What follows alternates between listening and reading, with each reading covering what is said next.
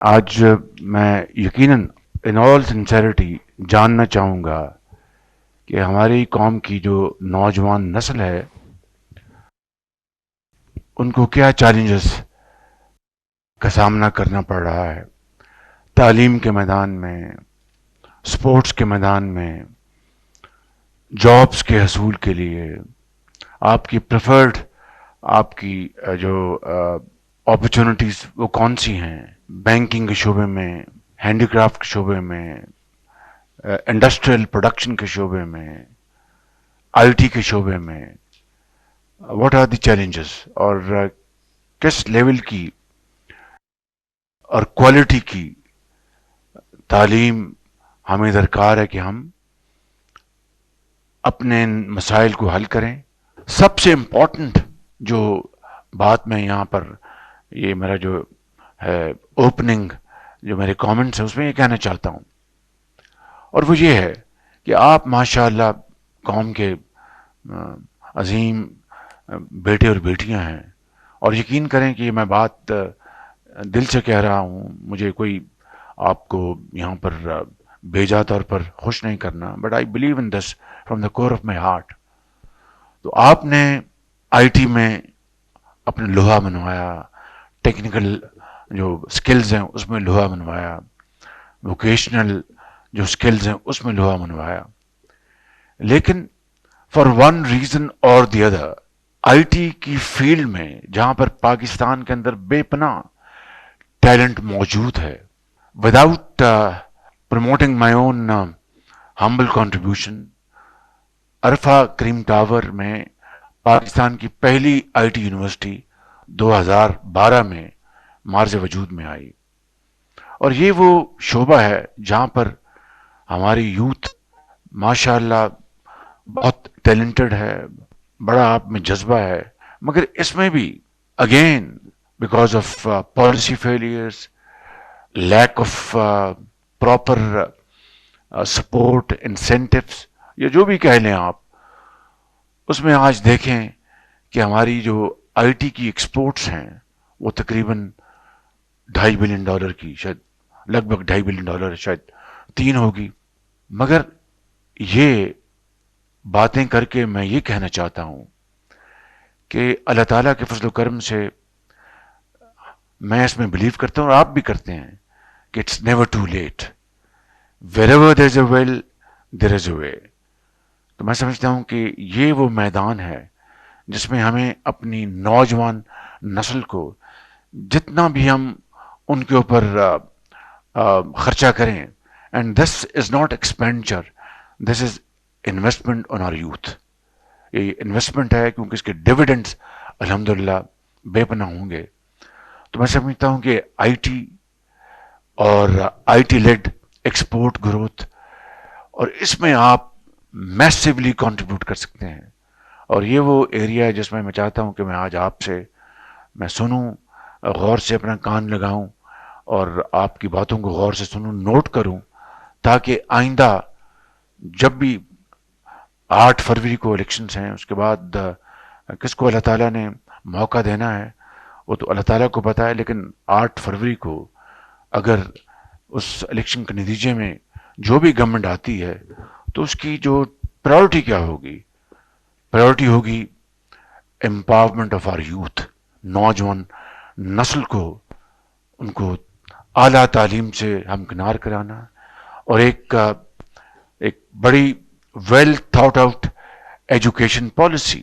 اس کے بعد جو سب سے بڑا چیلنج ہے that they are able to get a job اور وہ وقار کے ساتھ، عزت کے ساتھ وہ اپنی زندگی سنوار سکیں، اپنے ماں باپ کا سہارا بن سکیں اور ان کا بوجھ اٹھا سکیں، ایک عزت کی ان کو نوکری ملے اور وقار کے ساتھ پاکستان کے اندر اور پاکستان کے باہر ان کو یہ اپرچونٹیز مہیا ہوں تھرو دیئر سکلز. اسی طریقے سے آپ کھیل کے میدان کو لے لیں. اب بڑے بڑے ہمارے نوجوان بچے اور بچیاں اب تو ماشاءاللہ بلہ بھی بہت گھما رہی ہیں اور بال بھی بہت اچھی کرتی ہیں ہماری بیٹیاں، they are playing very well, matches بھی جیت رہی ہیں. اس طرح یہ ہاکی کا میدان ہے ہمارا، بالکل ہم بہت پیچھے چلے گئے. اب کرکٹ میں جو ہماری اس وقت پوزیشن ہے وہ آپ جانتے ہیں، فٹ بال ہے، دوسرے ہماری جو سپورٹس ہیں، اس کے اندر بھی کم و بیش یہی صورتحال ہے کہ پراپر وہاں پر فالو اپ نہیں. ان بچوں اور بچیوں کو جو کہ بہت قابل ہیں، بڑا ٹیلنٹ ہے پنجاب، سندھ، بلوچستان، کے پی میں، اس ٹیلنٹ کو ہنٹ کرنے کے لیے کوئی میکنزم نہیں. اگر کوئی مل جاتے ہیں تو ان کو پھر کوئی پراپر ان کی ٹریننگ، ان کے اسٹائپنڈ، ان کو دوسرے طریقوں سے ان کو آسودہ کرنا، اس سے ہمارا یہ ٹیلنٹ بھی بالکل ایک گرد میں بالکل گم ہو جاتا ہے. تو میں اختصار کے ساتھ یہ کہنا چاہتا ہوں آج اس بہت شاندار مجلس میں کہ ہمیں یہ وہ ایشوز ہیں کہ کس طریقے سے ہم اپنے یوتھ کو، جس طرح میں نے شروع میں کہا کہ نہ ہمارے پاس تیل ہے نہ گیس، یوتھ ہمارا اثاثہ ہے. اسی کو اگر ہم نے ایک بہت شاندار طریقے سے ان کو ٹرین کر دیا، تعلیم دلوا دی، تو دین there's nothing to worry. پھر اللہ تعالیٰ کے فضل و کرم سے معاملات بہت شاندار ہو جائیں گے، اور جو ماضی کے دکھ ہیں وہ سکھ میں بدل جائیں گے، اور ماضی کی جو ہماری جو تکالیف ہیں وہ خوشیوں میں بدل جائیں گی. شرط یہ ہے کہ we should carve out our path with proper consultative process and carve out our vision، جس کے ذریعے ہم پاکستان کو صحیح معنوں میں، ہم دن رات بات کرتے ہیں کہ قائد اعظم کا پاکستان 76 سال گزر گئے ہیں، ہم ہنوز اس منزل سے بہت دور ہیں.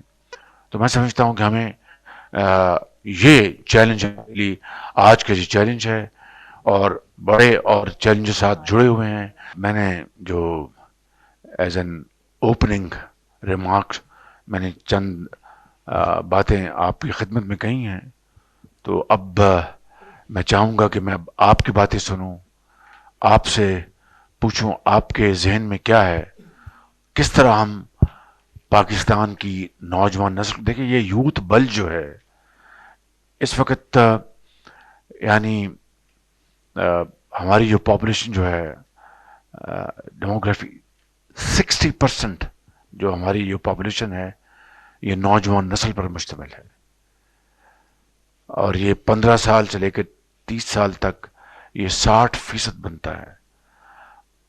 اب اس کو اگر ہم نے صحیح طور پر ان کی رہنمائی نہ کی، ان کو ہم نے وسائل مہیا نہ کیے، تو ایک بہت بڑا چیلنج بن جائے گا. اور اگر ہم نے ان کو مل کر ان کے ساتھ مشاورت سے ایسی پالیسی بنائی جس سے کہ یہ یوتھ پاکستان کے لیے ایک ہماری قسمت سنوار دے گی، تو یہ اٹس اے گریٹ اپرچونٹی. تو یہ چیلنج بھی ہے اور اپرچونٹی بھی ہے. اٹس آل کہ ہم نے اس چیلنج کو کس طرح حل کرنا ہے. تو میں چاہتا ہوں کہ اب میں آپ سے گزارش کروں، کوئی سوال ہوگا تو میں انشاءاللہ تعالی کوشش کروں گا کہ بالکل اخلاص کے ساتھ اس کا جواب دوں. رام کہانی یہاں نہ سناؤں آپ کو، آپ ایک سیکنڈ میں آپ ڈسائفر کر لیں گے کہ یہ کیا گپ مار رہا ہے، یہ بات اس طرح نہیں، یہ تو بات اس طرح ہے. So it will be a very frank, sincere and honest discourse. This is Aswin Yar. I'm President Youth Revolution Clan اور یو ایس کی آئی ٹی کمپنی کا ڈائریکٹر بھی ہوں.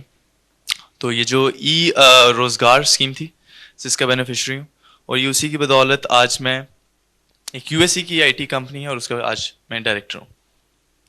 سر ابھی آپ نے آئی ٹی کی باتیں کی کچھ، اور اس میں سے 2-3 چیزیں میں بھی پوائنٹ آؤٹ کرنا چاہتا ہوں. مجھے آپ نے موقع دیا اس پہ، اور میں چاہتا ہوں کہ اس پہ اگلی حکومت میں اگر موقع ملتا ہے تو آپ اس کو ریکمنڈیشنز میں ڈالیں. جی جی، بہت اچھی بات. There's a bridge between there's a gap between universities and this industry. اب میں نے 2 مہینے پہلے ہائرنگ کرنی تھی، اور 50 بندوں میں صرف مجھے 2 بندے ملے، کیونکہ ہمارے پاس وہ اسکل سیٹ نہیں ہے. یونیورسٹیز وہ پڑھا نہیں رہی جو کمپنیز کو چاہیے. آپ کو ایک بٹھانا پڑے گا یونیورسٹیز کو اور کمپنیز کو، کمپنیز سے پوچھنا پڑے گا کہ مارکیٹ میں کیا ڈیمانڈ ہے، تاکہ ہم اس کو کر سکیں. ہمارا $2.6 بلین کی ایکسپورٹ ہے، اور انڈیا کی 200 سے سر پلس ہے. اس کی وجہ بھی یہی ہے کہ ان کی کمپنیز اور ان کی جو یونیورسٹیز ہیں وہ بیٹھتی ہیں وہ ایک بناتی ہیں. تو سر اس میں آپ پوچھوں گا آپ کا کیا پلان ہے اس میں اور آپ کا کیا. یہ بہت اچھا آپ کا سوال ہے اور بالکل آپ نے ٹھیک کہا. ای روزگار نہیں اور بھی شعبوں میں کم و بیش یہی صورتحال ہے. اب چکر یہ ہے کہ جن بچوں اور بچیوں کو ووکیشنل ٹریننگ کے لیے ان کی اپنی جب وہ پڑھائی کر لیتے ہیں اپنا لیٹ سے کسی نے بی ایس سی انجینئرنگ کی ہے فار ایگزامپل, تو ان کو کسی انڈسٹری میں اگر بھجوایا جائے تو وہ جو انٹرپرنور جو ہے ہی از ویری ہیزیٹنٹ. وہ اس کو شک پڑتا ہے یہ آئے گا تو اس نے جانا ہی نہیں, پھر یہ ٹریننگ لے کے 3 مہینے یہیں بیٹھا رہے گا اور یہ گورنمنٹ پھر مجھے یہ کرے گی وہ کرے گی. So there is lack of trust and lack of understanding. اور یہ بات آپ نے بالکل ٹھیک کہی کہ جب تک ورک شاپ کی فلور پہ ٹریننگ نہ ہو وہ کتابیں اس کا علم وہ جو پریکٹیکل شیپ کبھی نہیں لے پاتا. یونیورسٹیز کا اور انڈسٹری کا کامرس کا چولی دامن کے ساتھ ہے.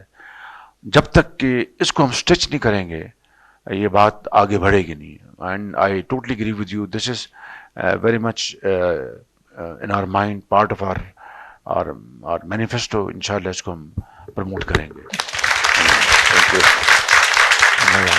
آئی ایم اقصیٰ حکیم اور میں عارف والا سے بلونگ کرتی ہوں اور میں نے 2013 میں دانی اسکول چشتیہ میں ایڈمیشن لیا تھا. وہاں سے میں نے ایف ایس سی کی تھی A+ گریڈ کے ساتھ اور اس کے بعد میرا سپیریئر یونیورسٹی میں ایڈمیشن ہوا پرائیویٹ اور وہاں سے میں نے بی ایس کیا ہے میڈیکل لیب ٹیکنیشین میں اور اب میں ایز اے ٹیچر ورک کر رہی ہوں سپیریئر یونیورسٹی میں ہی. ویری گڈ, جی ماشاء سر. اللہ. لیکن سر میں آپ سے کوشچن یہ کرنا چاہتی ہوں کہ جو لیپ ٹاپ کی اسکیم تھی وہ لیپ ٹاپ پرووائڈ کیے گئے تھے آن دا بیسس آف میرٹ. تو اگر ضروری نہیں ہے کہ اگر کسی نے پرائیویٹ سیکٹر میں ایڈمیشن لیا ہے تو وہ افورڈ کر سکتا ہے. اٹس ناٹ کمپلسری ہی اور شی کین افورڈ. ہو سکتا ہے کچھ وجوہات ایسے بنے ہوں کہ اس کو ایڈمیشن لینا پڑا, لائک اسکالرشپ کا ریزن ہو سکتا ہے کہ اسے اسی ایئر میں ایڈمیشن لینا تھا ادروائز اسے اسکالرشپ نہیں ملتا. تو لیکن جب ابھی لیپ ٹاپ دیے گئے ہیں تو وہ صرف گورنمنٹ سیکٹر کے بچوں کو ہی دیے گئے ہیں, جبکہ پرائیویٹ میں پڑھنے والے بچے کی بھی اگر مارکس اتنے ہیں اتنا میرٹ اس کا ہے تو اس کو پرووائڈ نہیں کیا گیا. یہ بڑا اچھا سوال کیا آپ نے. پہلی بات تو یہ ہے کہ آپ مجھے بڑی خوشی ہے کہ آپ دانی اسکول سے آپ نے تعلیم حاصل کی. میں چاہوں گا اگر آپ یہ بھی ذرا بیٹی بتائیں کہ وہاں پر جو سہولتیں جو میسر تھیں وہ کیسی تھیں. سر دانی اسکول میں بہت اچھی سہولتیں مطلب دی گئی ہیں, بہت کوآپریٹیو تھا سارا کچھ. اور سب سے مین بات یہ ہے کہ میرے پیرنٹس افورڈ نہیں کر سکتے تھے کہ میں یہاں یونیورسٹی تک آ سکتی. میرے فادر جو ہیں وہ فارمر ہیں تو بیسیکلی وہ افورڈ نہیں کر سکتے تھے. یہ آپ کی وجہ سے ہی ہے کہ میں ماشاءاللہ اب اتنی سکسیزفل پرسن ہوں. میرے خیال میں میرے اور بہن بھائیوں میں سے کوئی بھی اتنا سکسیزفل نہیں ہوا جتنی میں ہوں. اس کے لیے میں آپ کی بہت تھینکفل ہوں. تو اور ویسے بھی وہاں پہ جو ہمیں انوائرمنٹ دیا گیا تھا دانی اسکول میں وہ بہت اچھا تھا, فرینڈلی تھا, ٹیچرز بہت کوآپریٹیو ہیں اور باقی ہر لحاظ سے ہمیں اسپیچز کروائی جاتی تھی تاکہ ہم اس قابل ہو سکے کہ ہم بات کر سکیں. اگر میں اتنی کانفیڈنٹ ہوں تو بیسیکلی میں اسی وجہ سے ہی ہوں. Thank you. یہ آپ نے اپنے سوال کا آدھا جواب خود دے دیا ہے. مثال کے طور پر بیٹی آپ نے کہا کہ آپ کی جو فائنینشیل مضبوط نہیں تھی اور آپ عام حالات میں تعلیم افورڈ نہیں کر سکتی تھیں بیکاز آپ کے والدین کے پاس وہ وسائل نہیں تھے. تو الحمدللہ دانش اسکول میں آپ کو فری ایجوکیشن ملی, آلموسٹ بورڈنگ اینڈ لاجنگ ہر چیز. اب اگلا جو سوال آپ نے کیا وہ بڑا امپورٹنٹ ہے کہ لیپ ٹاپ جو ہیں یہ میرٹ بیسڈ, اس کے 2 کرائٹیریا ہیں. ایک میرٹ یعنی ہائی پرفارمنس اور دوسرا فائنینشیل بیک گراؤنڈ. اب جو گرامر اسکول کے یا پرائیویٹ اسکولس کے بچے اور بچیاں ہیں ان کی اوور ویلمنگ میجورٹی ان بچوں کے والدین کی جو فائنینشیل جو کنڈیشن ہے وہ بڑی افورڈ کر سکتے ہیں, ورنہ اتنی بڑی فیسیں کس طرح ادا کر سکتے ہیں. تو یہی وہ کرائٹیریا ہے, یہی وہ دوسرا پلر ہے. ایک ہو گیا ہائی اچیور جس نے محنت کی, لالٹین کے نیچے جس نے پڑھا اور اے گریڈز لیے, اور دوسرا فائنینشیل بیک گراؤنڈ. تو فائنینشیل بیک گراؤنڈ میں ہم ہر ایک سے تو نہیں پوچھ سکتے کہ بھائی آپ کی فائنینشیل بیک گراؤنڈ کیا ہے. لہٰذا جو پبلک سکولز ہیں, گورنمنٹ کے سکولز جو ہیں, وہاں پر میجورٹی وہ بچے آتے ہیں جن کے فائنینشیل بیک گراؤنڈ جو اتنی ساؤنڈ نہیں ہوتی. یہ دو پلرز ہیں. Thank you. میرا نام محمد شاکر ہے اور میں میاں والی کا رہنے والا ہوں. میرے والد صاحب کا نام نذیر احمد ہے جو کہ ایک مزدور ہیں. سر میں آپ کا سب سے پہلے بہت شکریہ ادا کرنا چاہوں گا اور مجھے اس بات پہ فخر بھی ہے کہ میں آپ کے 2 میگا وہ پروجیکٹس ہیں جس میں سے پنجاب دان اسکول, میں نے پنجاب دان اسکول میاں والی سے, جی سر, میاں والی ہرنولی والا سر, اور دوسرا آپ کا جو پیف ہے پنجاب ایجوکیشن اینڈومنٹ فنڈ, ان کی بدولت آج میں ایک پروفیشنل انجینئر کے طور پر پاکستان میں فرائض انجام دے رہا ہوں. آپ نے تالی کا زور لگائی ہے, انجینئر بن گیا بچہ. ویری گڈ, ماشاء اللہ, واو. اچھا سر, جیسا کہ آپ کی پہلے جو پارٹی ہے سر, اس نے ایک ٹیک انٹرپرینورشپ کے حوالے سے کافی زیادہ امپرومنٹس کی تھیں اور ٹیکنالوجی کو بوسٹ اپ ملا تھا سر. لیکن سر آج میں دیکھ رہا ہوں کہ جو ٹیکنالوجی ہے وہ day by day D moralise ہوتی جا رہی ہے سر. تو میرا آپ سے یہی سوال ہے کہ as a professional engineer what is your vision according to the advancement in the technology and the scope of engineers jobs so that engineers can contribute in the economy of Pakistan. گزارش یہ ہے کہ جو آپ نے بات کی بڑا امپورٹنٹ سوال کیا ہے. یہی میں نے اپنے ابتدائیہ میں بات کی تھی کہ مثلا یہ آپ ایک پرٹیکولر فیلڈ میں آپ پڑھ جاتے ہیں, بڑے قابل بن جاتے ہیں, تو آگے ضروری نہیں کہ آپ نے جاب کرنی ہے, کہیں جاب ملے گی کہیں جاب نہیں ملے گی.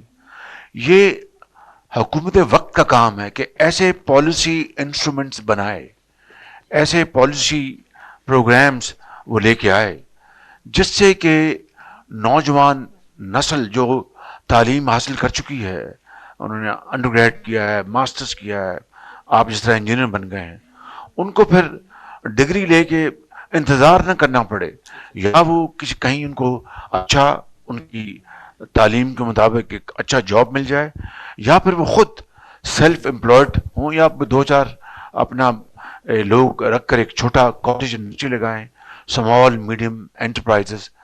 یہ ہے وہ وے فارورڈ, یہ ہے وہ ویژن جس سے کہ دنیا میں ہر جگہ ترقی اور خوشحالی کا انقلاب آیا.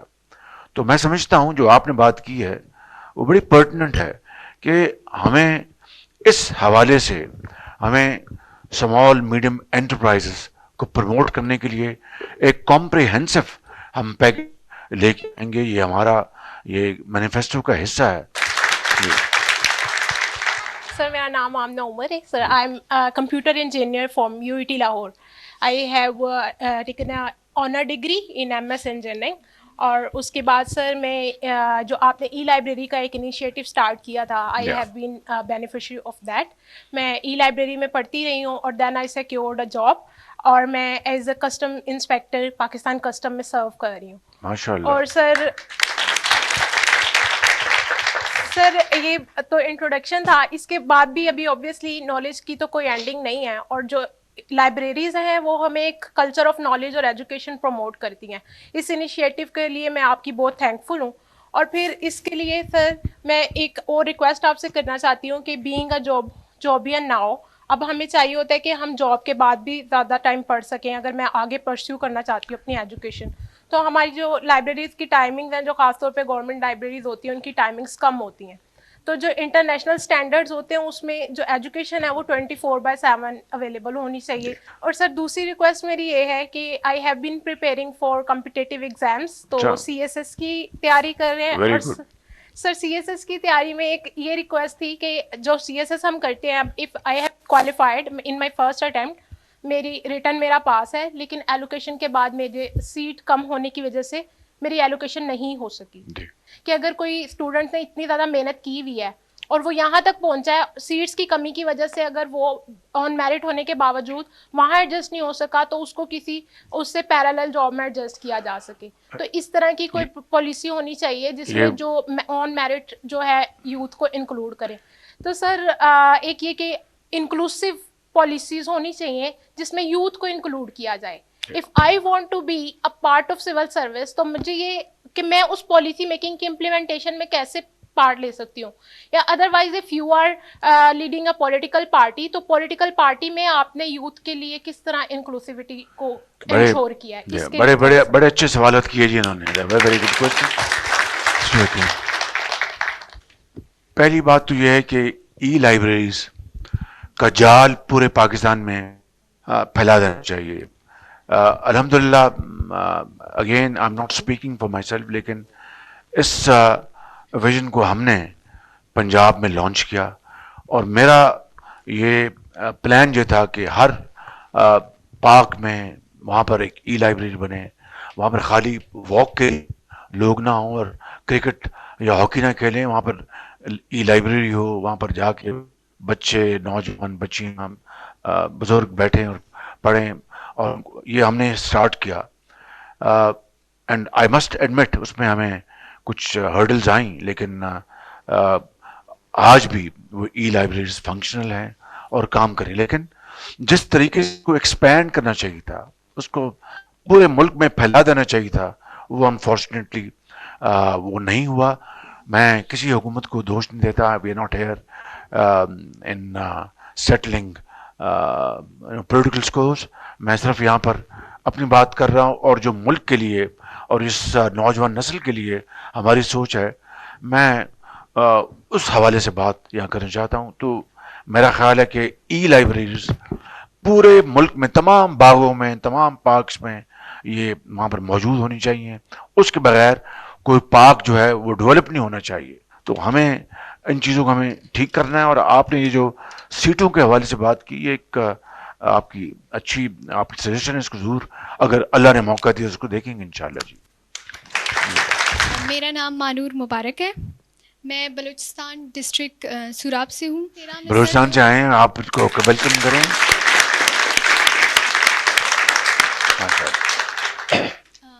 2013 میں سر آپ نے جو انیشیٹو لیا تھا بلوچستان کے اسٹوڈنٹس کے لیے, میں اسی کا بینیفیشری ہوں. میں اس کے لیے آپ کا تہ دل سے شکر گزار ہوں کہ اس طرح کی اپرچونٹی آپ نے ہمیں پرووائڈ کی ہے. تو سر دیکھا جائے جیسے پنجاب میں ایجوکیشنل فیسلٹیز بہت زیادہ ملتی ہے لوگوں کو ایز کمپیئر ٹو بلوچستان, اور یہاں پہ لوگ دانش جیسے بورڈنگ اسکول کے بینیفیشریز ہیں. تو سر جیسے میں یہاں آئی ہوں, جو اپرچونٹی مجھے ملی ہے وہاں کے لوگ اس سے ڈپرائیوڈ ہیں, انہیں یہ اپرچونٹی نہیں ملتی. Sir if you get a chance, اگر آپ کو موقع ملے تو آپ کی اسٹیپس کیا ہوں گے بلوچستان کے ایجوکیشن کے حوالے سے؟ Thank you. Thank you very مچ.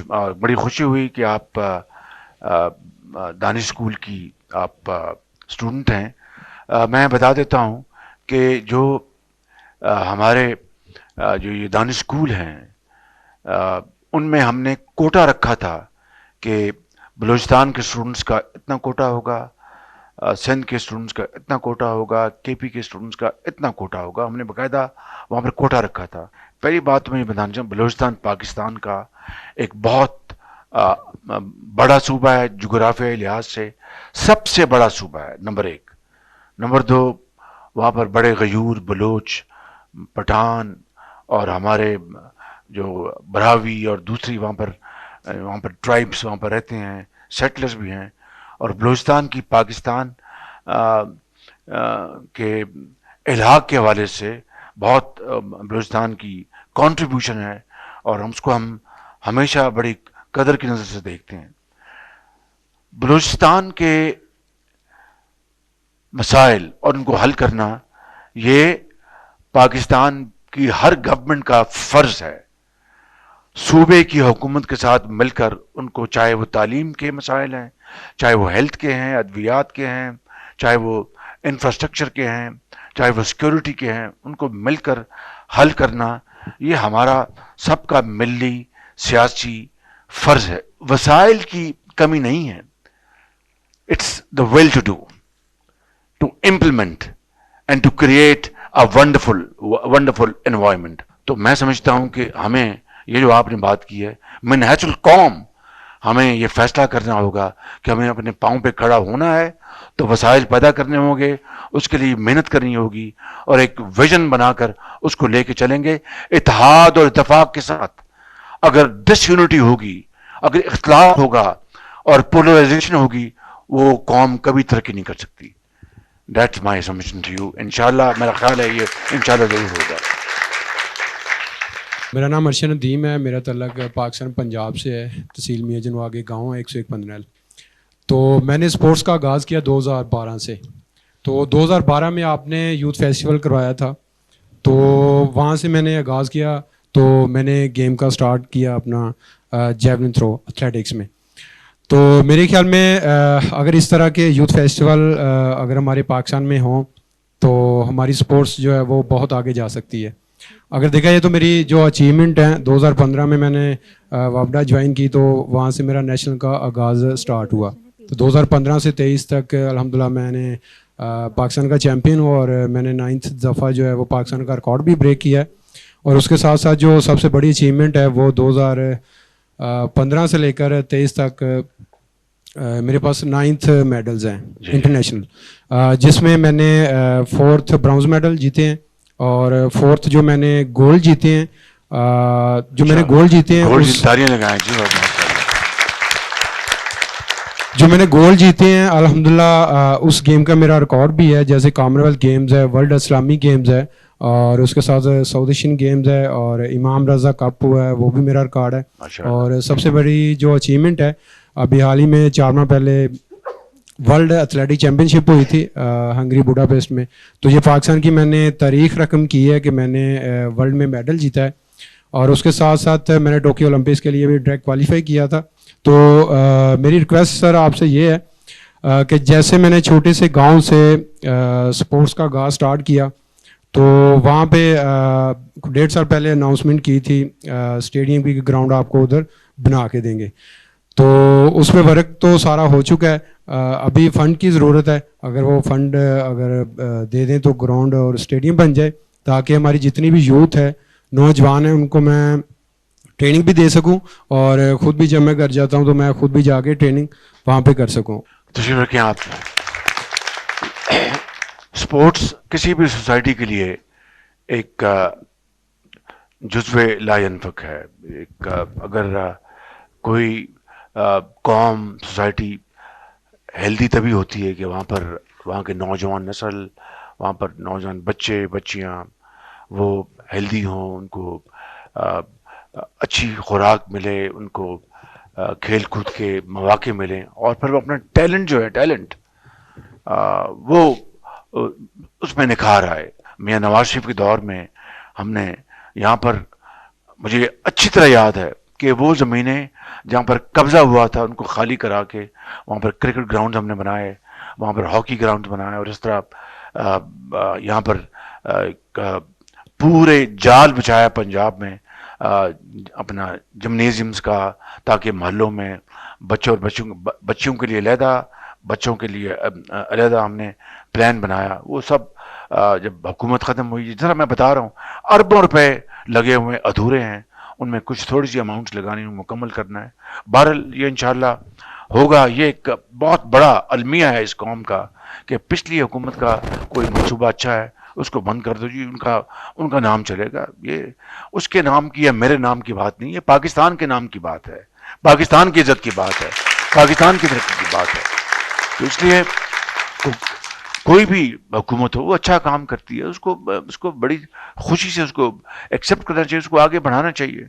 تو میں یہ کہہ رہا ہوں کہ ہم جو اسپورٹس میں ہم بڑے انوویٹو ہم ایک پلان لے کے آئیں گے.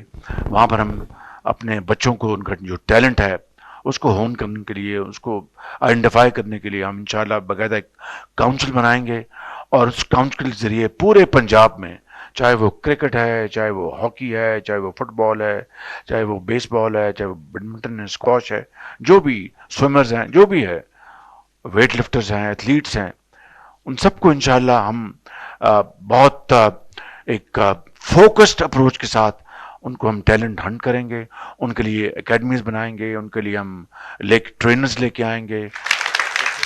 یوتھ انیشیٹو پروگرام کی بینیفیشری ہوں, جس کے through I have represent positive image of Pakistan in more than 12 countries. ماشاء اللہ, اور ماشاء اللہ. سر میرا آپ سے کویشچن ہے about climate change and urban planning, کہ جس طرح کہ اگر ہم لاہور کے رنگ روڈ سے جاتے ہیں تو جتنا بھی گرین ایریا ہے وہ سب کٹ ڈاؤن ہو کر اس کے اوپر انفراسٹرکچر جو ہے وہ بلڈ کیا جا رہا ہے, اور اس سے اسموک بھی ڈیفینیٹلی اسموک بھی ہو رہی ہے, اور ٹریز بالکل کٹ ڈاؤن کیے جا رہے ہیں. تو جیسے کہ ڈینگی کو اوور کم کرنے کے لیے آپ کی بہترین اگزامپل ہے.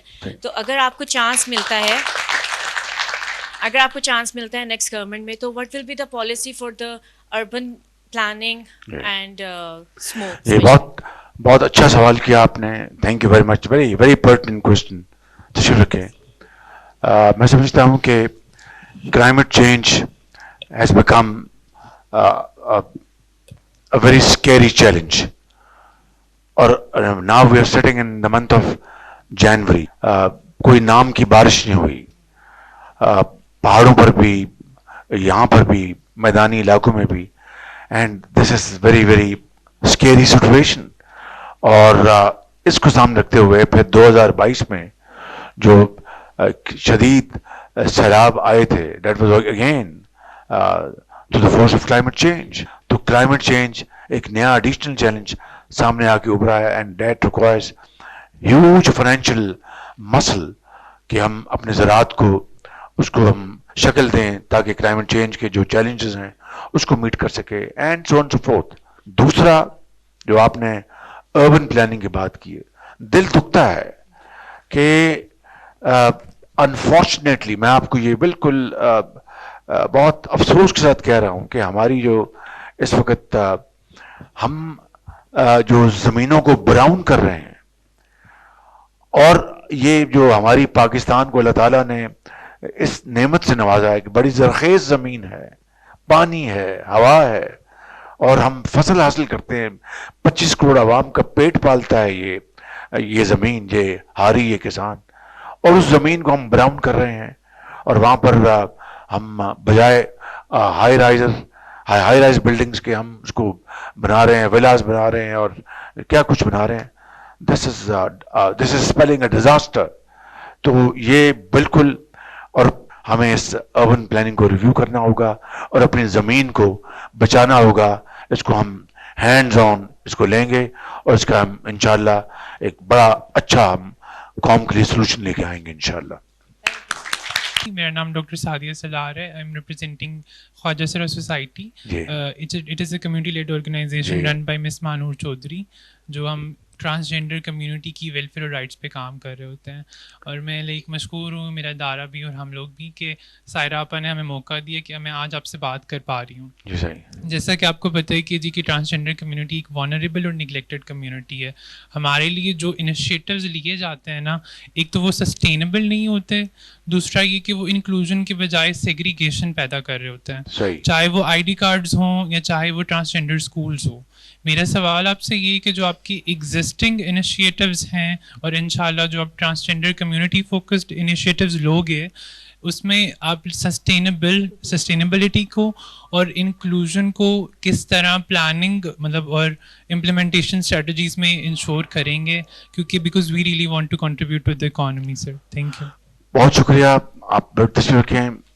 مجھے خوشی ہوئی کہ ایک بہت پڑھے لکھے ٹرانسجینڈر سے یہاں پر ملاقات ہوئی, اور آپ نے بڑی ایک سینسیبل بات کی ہے. It should be inclusive and not exclusive. بالکل آپ ٹھیک کہہ رہے ہیں, اور میں سمجھتا ہوں کہ آپ کی جو کمیونٹی ہے اس کو ایک عزت کے ساتھ, وقار کے ساتھ رہنے کا اتنا ہی حق ہے جتنا کہ یہاں پر بیٹھے ہوئے تمام باقی جو یہاں پر پاکستانی بچے اور بیٹیاں بیٹھے ہیں, اور اتنا ہی حق ہے جتنا کہ پاکستان کے اندر کسی اور کمیونٹی کو حق ہے.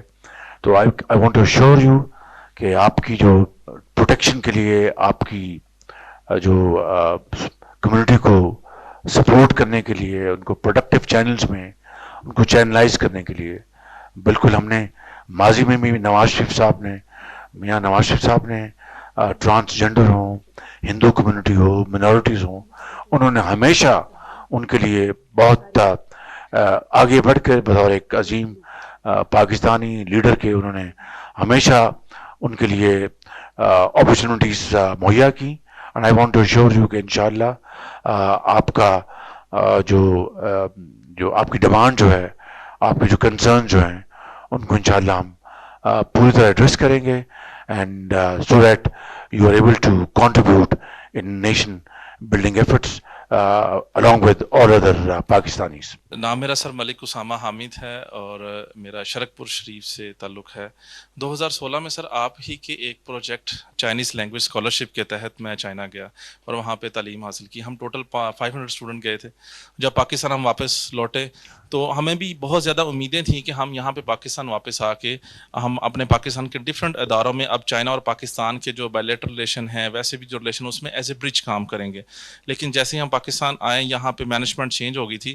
اب ان کی وجہ سے نہ کہ نیو پروجیکٹس اور سٹارٹ ہوتے, جو کہ ایون پروجیکٹس چل بھی رہے تھے وہ بھی تاخیر کا شکار ہو گئے. اگر انشاءاللہ تعالیٰ اللہ تعالیٰ آپ کو موقع دے 2024 میں انشاءاللہ تعالیٰ اگر دوبارہ آپ کی PLMN کی حکومت آتی ہے تو آپ ایسی کیا اپنے فیوچر انیشیٹو پروگرامز میں اور اسپیشلی CPEC پروجیکٹ میں آپ ایسی کیا مثبت تبدیلیاں لے کے آئیں گے کہ جو ہم نے جو چائنیز اسکالرشپ اسٹوڈنٹس جو اپنی ہم نے ایک ٹیم بنائی وہ پاکستان کے ڈفرینٹ اداروں میں کام کر سکیں اور اپنی خدمات سر انجام دے سکیں اور پاکستان کی معاشی ترقی میں اہم اپنا کردار ادا کریں. میاں نواز شریف صاحب کی لیڈرشپ میں یہاں سے کوئی 600-700 500-600 بچے بھجوائے. جی سر, جی سر بالکل ٹھیک کہہ رہے ہیں.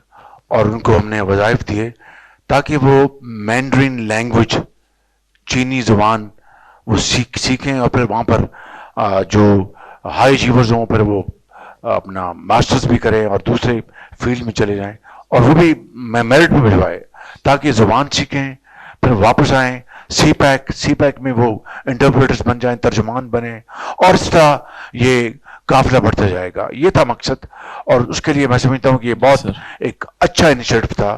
اب جو CPEC کا جو اگلا فیز ہے وہ یہی ہے کہ جوائنٹ کولیبریشن چینی پروونسز اور پاکستان کے پروونسز کے درمیان کراچی میں انڈسٹریل زون بنے, لاہور میں انڈسٹریل زون بنے, پشاور میں بنے, کوئٹہ میں بنے, فیصل آباد میں بنے اور ان انڈسٹریل زون میں جوائنٹ انویسٹمنٹس ہوں, جوائنٹ وینچرز ہوں, Chinese investment, Chinese technology, Pakistani investment اور وہ پھر اپنا وہاں پر پروڈکشن ہو اور وہ ہم ایکسپورٹ کریں ہائی کوالٹی. تو اسی طرح قوموں نے ترقی کا سفر طے کیا اور پاکستان چین کے ساتھ مل کر یہ طے کر سکتا ہے. میرا نام عائشہ صدیقہ ہے. I am full physics from Punjab university. ابھی میں پنجاب اسکول ایجوکیشن ڈپارٹمنٹ سے بلانگ کرتی ہوں اور میں اسکول ٹیچر ہوں. میری فرسٹ اپوائنٹمنٹ جو ہوئی تھی وہ آپ کے دور حکومت میں ہوئی اور میرٹ پہ ہوئی بغیر کسی سفارش کے. مجھے خود یقین نہیں آ رہا تھا کہ میں ریکروٹ ہو گئی ہوں. میری اپوائنٹمنٹ ہوئی رائبنٹ پنڈ میں اور رائبنٹ پنڈ میں جب میں گئی تو I was the first science teacher over there. وہاں پہ سائنس ٹیچر, جی میرا سبجیکٹ فزکس ہے. تو پہلی بار ہم نے وہ سیشن کنڈکٹ کیا جہاں پہ ہم نے میتھ فزکس کے ساتھ اسٹوڈنٹس کو لے کر چلے اور ہمارا 51 کا بیچ وہاں پہ اس سے پہلے کبھی سائنس نہیں پڑھائی جا رہی تھی. ابھی آپ نے جب بات شروع کی تو مجھے بہت خوشی ہوئی. ویسے میں دعا مانگ رہی تھی کہ مجھے چانس ملے کہ میں آپ کے ساتھ بات کر سکوں and I get the chance. آپ نے جو ابھی ہمارے جو پچھلے 5 سال گزرے اس میں مہنگائی کا جو پہاڑ ٹوٹا, اس میں ہمارا انرولمنٹ ڈراپ آؤٹ بہت زیادہ ہوا. گورنمنٹ اسکولس میں جیسے آپ نے بیان کیا کہ بہت لوگ کمیونٹی کے لوگ آتے ہیں ہمارے پاس, ایسے بچے آتے ہیں جن کے پیرنٹس مزدور ہیں, گھروں میں کام کرتے ہیں اور فائنینشیل کرائسس بہت زیادہ ہوتا ہے, ان کے پاس جوتے نہیں ہوتے, کپڑے نہیں ہوتے. اس طرح آپ نے زیور تعلیم پروگرام لانچ کیا ماضی میں, اس کے ساتھ آپ ڈفرینٹ انرولمنٹ پالیسیز کو لانچ کرتے رہے. تو کیا اب اگر آپ کی انشاءاللہ حکومت آتی ہے تو کوئی پلان ہوگا بچوں کے لیے؟ اور ٹیچر ہوں میں تو ٹیچرس کو بھی ریپرزینٹ کروں گی. آپ نے جب ریکروٹمنٹس کی تو میں ماسٹر ٹرینر بھی ہوں, انڈکشن ٹریننگس بھی کرواتی ہوں اور فیکٹس اینڈ فیگرس پہ بات کر رہی ہوں. 2012, 14, 15, 16, 18 تک 17 میں جب آپ کی حکومت گئی اس کے بعد کوئی ریکروٹمنٹ نہیں ہوئی. ریگولر ریکروٹمنٹس ہوتی رہی ہمارے ڈپارٹمنٹ میں, ٹریننگس ہوتی رہی, ان کو ڈیولپ کرتے رہے ٹیچرس کو, ڈفرینٹ پلانس لانچ ہوتے رہے, لیکن انفارچونیٹلی 5 سال میں ہمیں کوئی پلیٹ فارم نہیں ملا. اور ایک اور آخری بات, रेगुलर नहीं हो सके। पिछले जब आपकी हुकूमत में लोगों को रिक्रूट किया गया वो अभी तक रेगुलर नहीं हो सके। बहुत सारी रिक्वेस्ट भेजी गई, बच्चों ने धरने भी दिए जो नए लोग आ रहे थे। और आखिरी बात मैं कहना चाहती हूँ, पिछले 15 साल से मैं सेम स्केल पे काम कर रही हूँ। मेरे साथ आने वाले 9 स्केल के लोग इस वक्त 16 स्केल में, 17 वाले 19 में जा चुके हैं, लेकिन 16 स्केल के लिए कोई प्रमोशन पॉलिसी नहीं बनाई गई। तो उस पर आप अगर आते हैं तो फिर कोई पॉलिसी होगी। Thank you so much. और कोई आखिरी बात है? नहीं, मैंने बहुत सारी बातें जल्दी अच्छा, मैं इसका जवाब जरा खड़े होकर देना चाहता हूँ, अगर आप इजाजत बैठे हैं आप। मैं बड़े इंतहाई इंकिसारी और आज के साथ मगर बड़े फख्र के साथ ये कहना चाहता हूँ कि 2008 से लेके 2018 तक ये जो 10 साल अपने लीडर नवाज शरीफ की लीडरशिप में जो ये खिदमत की, 3 लाख टीचर्स हमने रिक्रूट किए। 3 लाख टीचर्स, 3 लाख। और बाकी तो गलती, इंसान गलती का पुतला है। ऑनेस्ट मिस्टेक के बारे में मैं नहीं कहता, लेकिन उसके अलावा 100% ये मेरिट पर भर्तियां हुई, 100% मेरिट के ऊपर। नॉट ओनली दिस, हमने इसी 10 सालों में कोई 50,000 पुलिस का सिपाही भर्ती किया होगा। वो जमाना था कि पुलिस के सिपाही 100% सिफारिश, धोन्स और रिश्वत की बना पर भर्ती होते थे। मगर ये वो नवाज शरीफ का दौर है जहां पर 10 साल पंजाब में, क्योंकि मैंडेट पंजाब में PMLN का था, बाकी सूबों में उन सूबों की दूसरी गवर्नमेंट थी, दूसरी पार्टीज थी। तो इस मैंडेट के तहत 50, 60 हजार, 70 हजार सिपाही हमने भर्ती किया। पंजाब स्किल डेवलपमेंट कंपनी, वो डिफेड के साथ मिलकर बनाई हमने, जनूबी पंजाब से स्टार्ट किया। हजारों बच्चों को हमने वहां पर उनको स्किल्स की training the. And we did not, हमने कोई नए स्किल डेवलपमेंट इदारे नहीं बनाए। ये सुनने वाली बात आपके लिए, नए कोई इंस्टीट्यूट्स नहीं बनाए। We did not spend on brick and mortar, ना बिल्डिंगें बनाई, ना मशीनरी मंगवाई, ना कुछ किया। क्या किया? अगर किसी अपना ये जो टेक्सटाइल एसोसिएशन है, या मोटर मैकेनिक्स हैं, या पॉटरी वर्क है, या ये गारमेंट्स हैं, उन इंडस्ट्रीज में, उन इंस्टीट्यूशन में जो बने बनाए थे, उनको हमने सेलेक्ट किया और बच्चों की जो उनका कॉस्ट थी ऑफ ट्रेनिंग उनको दी। We paid money and got those boys and girls trained. So there was no corruption, there was no brick and motor, there was no अफसरशाही, देयर वाज नो सुर्ख फीता। और हमने अल्हम्दुलिल्लाह हजारों बच्चों को, लाखों बच्चों को हमने स्किल ट्रेनिंग दिलवाई और फिर पूरे पंजाब में इसको हमने फैला दिया। अल्लाह ताला से दुआ है कि हम सब मिलकर इस सफर को न सिर्फ जारी करें बल्कि उसको उस इंतहा पर ले जाएं जहां पर दुनिया की कोई कौम ना पहुंची हो। Easier said than done, but the longest journey in this world was started from the first step. वो हम लेंगे इंशाल्लाह मिलकर, और वो सफर की तरफ गामजन होंगे, और इंशाल्लाह पहाड़ भी आएंगे, झाड़ियां भी आएंगी, दरिया भी आएंगे, मुश्किलात भी आएंगी, लेकिन यानी हौसले जवान हो और यकीन मौकम हो, और ये तय कर लिया हो कि हमने हर मुश्किल को अबूर करना है और अपनी मंजिल हासिल करनी है, तो इंशाअल्लाह ये मंजिल हासिल होगी और पाकिस्तान सही मानों में कायद आज़म का पाकिस्तान बनेगा इंशाअल्लाह। सुमन शहजाद, और मैं माइनॉरिटी के तबके से एक टीवी मैकेनिक की बेटी हूँ। और टीवी मैकेनिक जी, आज मैं आप सबके सामने as an senior programme officer in UMT और एक PhD scholar in applied economics खड़ी हुई हूँ। और ये सब वंडरफुल। और ये जो सारी मेरी अचीवमेंट है वो आपके एक मेगा प्रोजेक्ट पीफ की बदौलत है, जहाँ पे मुझे 9 साल एज इन माइनॉरिटी और मेरिट पे स्कॉलरशिप मिलता रहा। अच्छा, wow. So you are also a PEEF scholar? Yes sir. There you are. माशाअल्लाह, और बड़ी सर खुशी मेरी मुझे। बहन भी इसी तरह पीफ स्कॉलर है, हम दोनों ने पीफ स्कॉलरशिप की बुनियाद पे अपनी सारी एजुकेशन की। सर जो मेरा सवाल है आज आपसे एक इकोनॉमिक्स के स्टूडेंट होने के नाते, वो ये है कि एक अच्छी गवर्नेंस के लिए पॉपुलेशन कंट्रोल करना बहुत एक बड़ा चैलेंज होता है, और हमारा जैसा मुल्क जहाँ पे वसाइल की बहुत कमी है, सर अगर आपकी हुकूमत आती है तो आपके पास इन लिमिटेड रिसोर्सेज में इस चैलेंज को फेस करने की क्या पॉलिसीज हैं? Very good question. पहले तो उनको जी देखें कि कितनी बच्ची ने पीफ स्कॉलर है और उसके बाद कितनी तरक्की की, और please give her a big hand. तो पॉपुलेशन जो एक्सप्लोजन है, it's a very big challenge around the globe, and specially country like Pakistan जहाँ पर हमारे वसाइल महदूद हैं, ऑलरेडी मुश्किलात और चैलेंजेस हैं, और उनके लिए रिसोर्सेज चाहिए। तो बढ़ती हुई आबादी को उनकी जो ज़रूरियात हैं, उन बच्चों को फीड करने के लिए, उनकी इलाज के लिए, तालीम के लिए, रोज़गार के लिए, और कौम के जो दूसरे जो आदाफ है उनको पूरा करने के लिए, वो जो वसाइल हैं वो कि दुनिया में किसी भी मुल्क के लिए महदूद होते हैं। हमारे तो न सिर्फ महदूद हैं बल्कि चैलेंज भी बहुत ज़्यादा है। तो अगर आबादी अगर तेज़ी से बढ़ती है तो आपकी जो इकोनॉमिक जो आपकी जो ग्रोथ है, लेट्स से पाकिस्तान की मैं एक मिसाल दे रहा हूँ, अगर हमारी जो अगर जीडीपी 3% बढ़ती है, मैं मिसाल दे रहा हूँ, ये 3.5% से, और अगर आपकी पॉपुलेशन ग्रोथ वो 2% या 2.5%, तो बाकी बचा क्या पीछे? तो कि तालीम के लिए खर्च करेंगे, इलाज के लिए खर्च करेंगे, सड़कात बनाएंगे, अस्पताल बनाएंगे, यूनिवर्सिटियाँ बनाएंगे, क्या करेंगे? तो मैं समझता हूँ कि जो पॉपुलेशन एक बड़ा चैलेंज है, मगर वसाइल से ज़्यादा, बिकॉज वी आर हमारी जो ओवरवेलमिंग मेजॉरिटी वो यहाँ पर मुसलमान बसते हैं, तो उसके लिए वसाइल से ज़्यादा वो हमारा जो मजहबी जो चैलेंज है वो एक बहुत बड़ा चैलेंज है।